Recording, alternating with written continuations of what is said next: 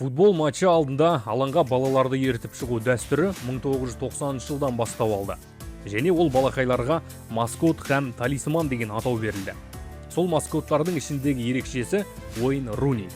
11 жастағы Руни 1996 жылы Эвертон Ливерпуль матчында Дэйв Уотсонмен бірге алаңға шықты. Сол кезде бір жарқ еткен ойын кейін біраз уақыт Англия құрамасының үздік сұрмергені болған және Манчестер Юнайтед сапында атой салған сойқан шабуылшыға айналды. Сол Рунидің жолын бүгінгі кейіпкерімізге берсін деген ізгі тілек бар. Ол Мақсат Абраев. 2017 жылы Марин Томаспен бірге алаңға шықты. Ал 2026 жылы дәл сол Маринмен бірге Премьер-лигадағы алғашқы голын тойлатты. Мақсаттың мақсатына жетер жолында Freedom QG лигада кішігірім септігін тигізді. Абраев лигадағы алғашқы маусымын 2024 жылы Астана U17 сапында бастады. Бірінші маусымындағы 21 матчта 17 гол соғып, 9 нәтижелі пас берді. Мамыр айының үздік ойыншысы да атанды.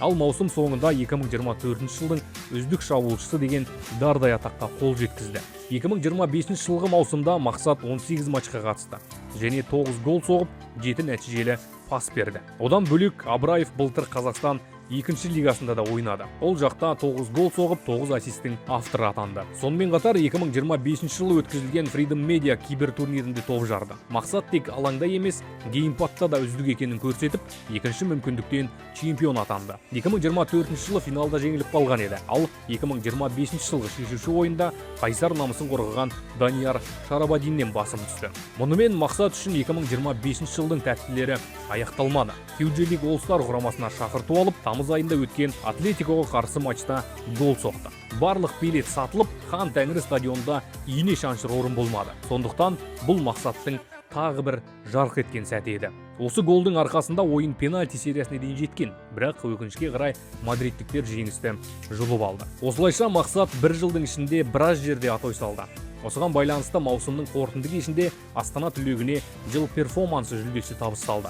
Міне, Мақсат перформанс Абраев осыдан шыққан. Мақсат осы атына сай болып, Астана негізгі командасындағы алғашқы ресми матчында көзге түсті. 18 жастағы ойыншы Премьер-лиганың бірінші тур аясындағы Жетісуға қарсы матчта қорғаушы мен қақпашыны қапы қалдырып, үлкен футболдағы жорығын сәтті бастады. Бұл отандық жанкүйерлер мен сарапшылардың ғана емес, шетелдіктеріне назарын аудартты. Мысалы, Түркия футболына қанық журналист әрі скаут Алехандро Парра Мақсатты жоғары бағалады. Назарларыңызда Қазақстан футболының жаңа бриллианты. Астана қаржылық қиын жағдайына байланысты оған қазірден сенім артты. Және ол өзін алғашқы ойындарда өте тамаша көрсетті.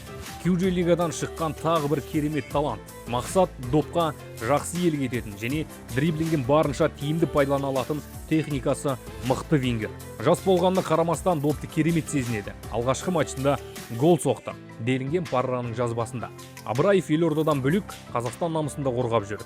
Жақында Қазақстан U19 құрамасына да шақырту алды және Еуро 2026 іріктеуінің элиталық кезеңінде бақ сынайды. Мақсат еңбектенуін тоқтатпаса, маскот не болбой болған Руни һәм Фоден секілді ойыншылардай түбі мақсатына жетері анық.